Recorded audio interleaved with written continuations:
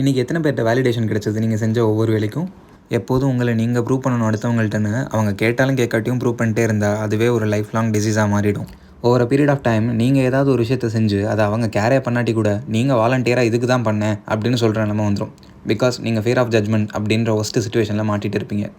போக போக உங்கள் செல்ஃப் எஸ்டீம் குறைஞ்சு எல்லாத்துக்கும் அடுத்தவங்க வேலிடேஷன் கிடைச்சாதான் ஒரு விஷயத்த பண்ணுவேன் அப்படின்ற நிலைமைக்கு வந்துடுவீங்க. அடுத்தவங்கன்னு சொல்கிறது ஆஃபீஸ் கொலீக்ஸாக இருக்கலாம், ஃப்ரெண்ட்ஸாக இருக்கலாம், ஏன் உங்கள் ஃபேமிலி மெம்பர்ஸாக கூட இருக்கலாம். ஸோ அவங்க எக்ஸ்பெக்டேஷன் என்னென்னு உங்களுக்கு என்ன தெரியும்?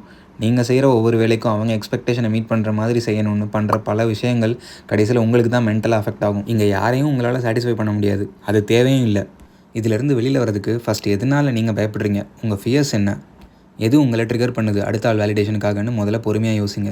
உங்களை தூண்டுற விஷயத்தை எப்படி சரி செய்யலாம்னு பாருங்கள். எல்லாத்துக்கும் மேலே இந்த உலகத்திலே உங்களுக்கு நீங்கள் தான் ஒர்த்தான பர்சன். யாரும் உங்களை விட பெட்டர் இல்லை வேலிடேஷன் கேட்குறதுக்குன்னு ஒரு மைண்ட் செட்டை க்ரியேட் பண்ணிக்கோங்க. உங்களை நீங்கள் ரெஸ்பெக்ட் பண்ண ஸ்டார்ட் பண்ணாதான் இந்த டிசீஸ் உங்களை விட்டு போகும்.